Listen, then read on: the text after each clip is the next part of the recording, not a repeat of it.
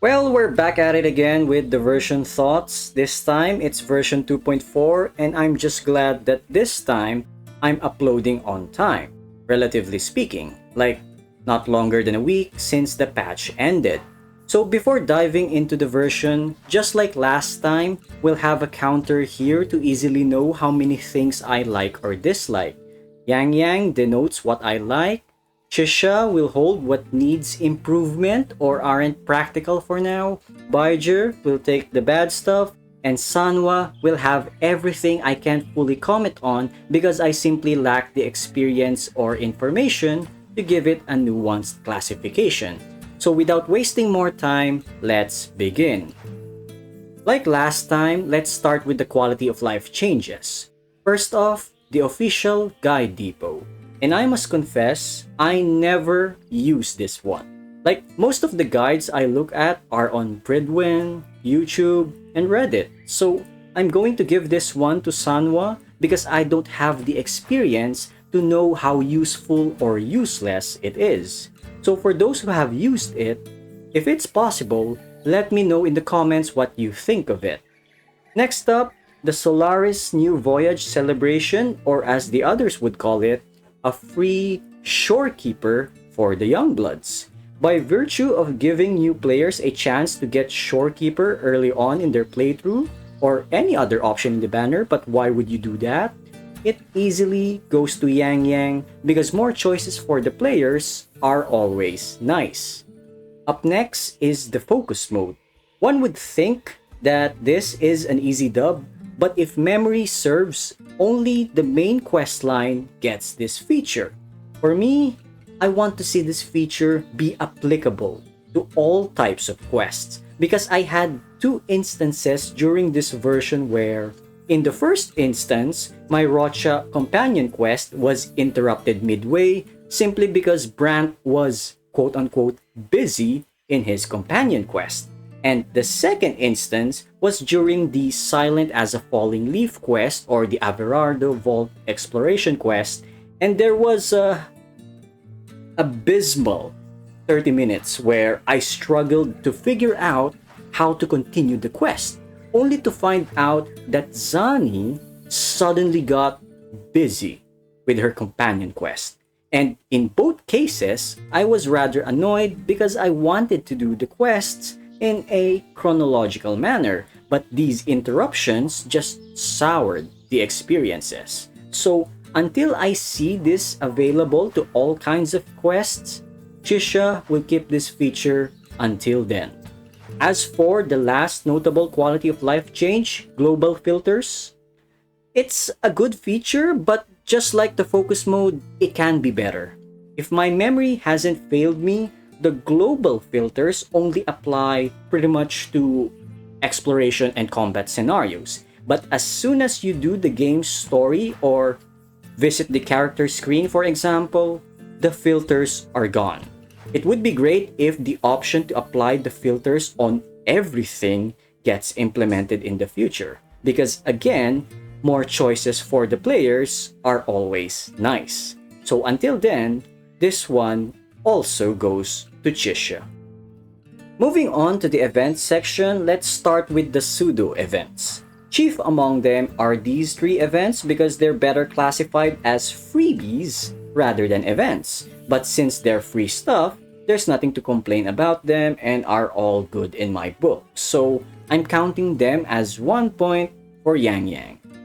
Next pseudo event is Uncovering Past Heroes. It's essentially just new content for the trace scale item, and since they're permanent additions with no FOMO attached to them, it goes to Yang Yang as well. Next are these two pseudo events, the Everglorious Summit and the Septimont Travel Atlas. One is a checklist of things you should complete before the version ends, and the other is an incentive to do exploration during the patch. While it's nice that players can get a bunch of rewards for simply playing the new content, both aren't really events in the traditional sense. So they both go to Chisha as they don't really offer new content in the way of new story or mechanics. Next up is Banners Never Fall. And for this one, I must confess that given that this is permanent content disguised as an event, I only completed the portion that was needed by the Ever Glorious Summit event. So I haven't really done this one in its entirety. So I can't give it a nuanced take about it. Hence, to Sanwa it goes. As for the Virtual Crisis Frontier Trials event, which is the only real event of the patch, if it wasn't implied by now, I was actually busy for most of the patch and I only had like the last week of the version to do every event possible. And Virtual Crisis, I only did it on the last day and only got 74 stars out of it because I'm pressed for time. Though in the brief experience that I had with it, the fact that you can get a higher max score than its previous iteration, and the mere fact that this isn't a time-based combat event, I like Virtual Crisis. I would have enjoyed it more if I wasn't so busy, ekeloke. So yeah, evidently this goes to Yang Yang. And last but not the least is All Out towards the peaks of prestige. Regarding this permanent content that is also disguised as an event, I'm going to say it right off the bat. I hate peaks of prestige. Why is that? Because I don't like trading card games in general, which peaks of prestige is obviously a variation of. The problem that I have with all TCGs in general is that you can practice playing it as much as you like, but the only thing that you can improve as a player is your pattern recognition. The more you play, the more you can easily recognize the best move in a given turn. And the harsh reality with TCGs is that even your best move can still end in a loss because you simply didn't get the cards you need in time or you simply brought the wrong deck to the table. When a game has that much randomness to it, I just despise it. Plain and simple. Because every win feels like I just got lucky. And every loss feels like the entire universe has conspired to give me nothing but bad cards until I lose. When I played this event, I didn't play it seriously until I stumbled upon Brand. And after an hour of theory crafting, I realized how to cheese this event. And what is that cheese? Double Carapace, Felian Berengull main echo, and Cantarella as your passive. So how does this work? Basically, on round 1, you have to be able to place a Carapace. If you can't do it on round 1, quit the match and re-roll until you can. Once you get your first Carapace, you must place your second Carapace on either round 2 or round 3. And you must lose your first 3 rounds, so by round 4, you can place your Felian Berengull and by that point, the match is over.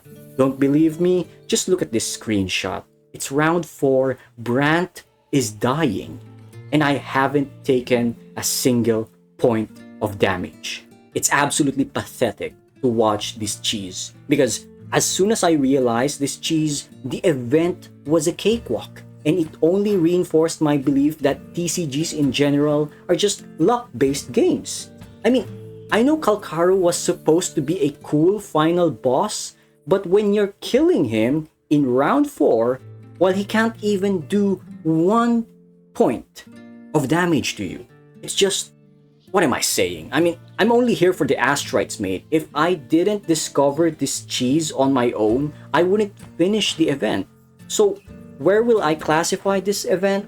Surprisingly, this goes to Chisha and not Baija, only because I know a lot of people who like TCGs. And unfortunately for me, my view on this game is rather subjective. Obviously, it's just subjective. And to be fair, watching the cheese strat did make me laugh for making me realize that balancing in this TCG is non-existent. So there's that. Moving on from the events, we have 2 new skins for Changli and Carlotta, and I'm going to make this simple. The skins, while a bummer that they don't include an entirely new set of special effects for their combat animations, I can't deny that both are quite hot in their new outfits. So, 2 points to Yang Yang. But if you think that's the end of my take regarding skins, not really. So it actually wasn't simple. Because once we talk about the price tag for these skins, you just know I'm giving both of them to Baijer. And a quick story, if I may, back in 2012, yes, more than a decade ago, I remember Riot Games releasing Mecha Kha'Zix as a skin that came alongside Kha'Zix, the alien-inspired champion.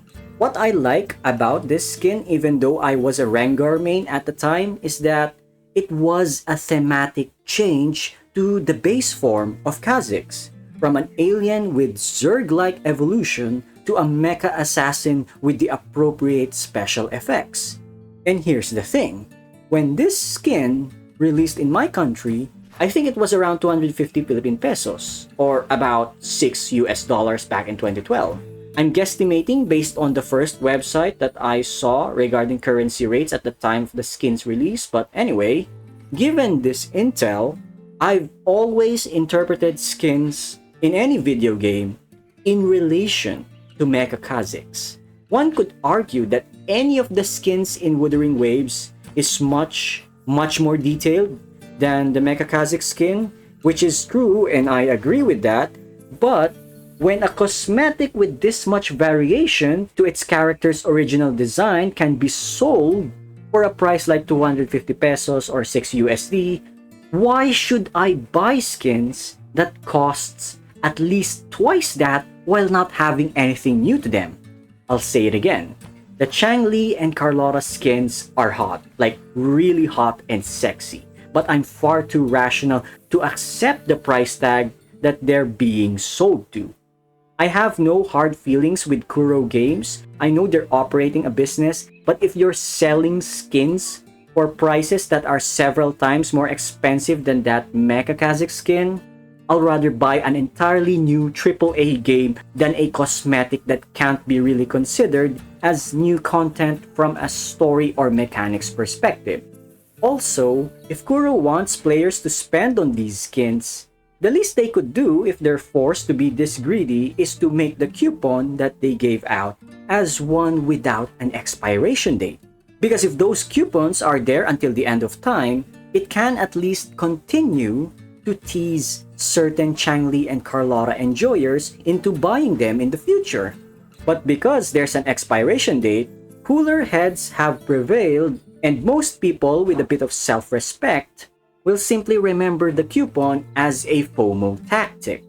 A scummy FOMO tactic that deserves to go to Baijer. Moving on, let's talk about the main quests of this patch.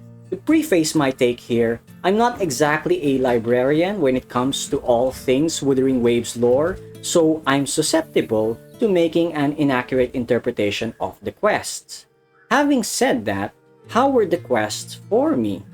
Shadow of Glory, I kinda shared my thoughts on this one already in my uploaded recording of it, but I'll restate them here so you don't have to go there.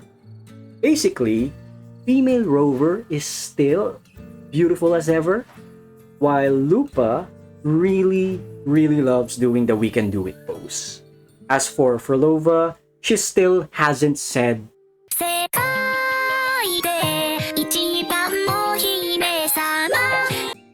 and Augusta has a terrible habit of aura farming every scene that she's in. As for Yuno, I have to ask, why is she so hot?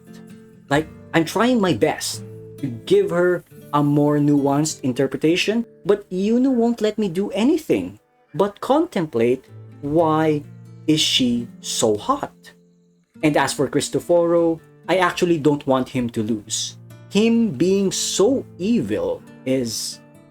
I needed an evil guy, and he's that evil guy, and I don't want him to lose anytime soon, because I'm somewhat afraid that whatever justice that Kuro might do to him, it might not feel enough by the time it happens. So yes, I'll rather have a bad guy like Cristoforo continue to do bad things than to see the day that Rover beats him, but the satisfaction isn't there. It's like a necessary evil at this point in time when it comes to Cristoforo. Can any of you imagine the day that he loses? I simply cannot, because I can't think of a satisfying way to do it. But if you can, maybe comment it down below so I can think about it. Anyway, as for Flames of Heart, I feel really sad for Mia during this event. Not only did she had to live a life under Leviathan's corruption and had to die alone just to stop Leviathan, I kinda wanted her to be a playable character, even though that's not possible when 1. She's better off dead as a form of respect to her deeds, and 2. Her entire character is like a prototype to Carthethia, who is the playable creation of Leviathan. Outside of Mia, I also liked that Lupa had a more prominent role in this quest, which further contextualized her actions back in Shadow of Glory. So all in all, I love both quests, so that's 2 points to Yang Yang. And an additional point to Chisha because I forgot to mention that Septimont as a new area, while it is absolutely beautiful and stunning to look at and experience, it wasn't optimized as best as we would have liked. Moving forward, we're on to the last few parts of this video. First is Carthethia. I'm going to be a simple lad here. When I first saw her back in February, I think more specifically her first appearance in game, as soon as I saw that she's an elf, I was instantly locked in. Just as I was instantly locked in when I first saw Chacona. I mean, I'm a simple elf enjoyer. That's just how it is. As for her design, absolutely great. Her story, absolutely great. And her gameplay, I actually don't use her often even though I have her in my account. Why? Because enemies die too fast before I could get her to transform to her fleur-de-lis form. And no, Tower of Adversity is not a solution because I am not fond of time-based combat content. And if you were paying attention when I touched upon the Virtual Crisis event earlier, then what I said about Tower of Adversity shouldn't come as a surprise.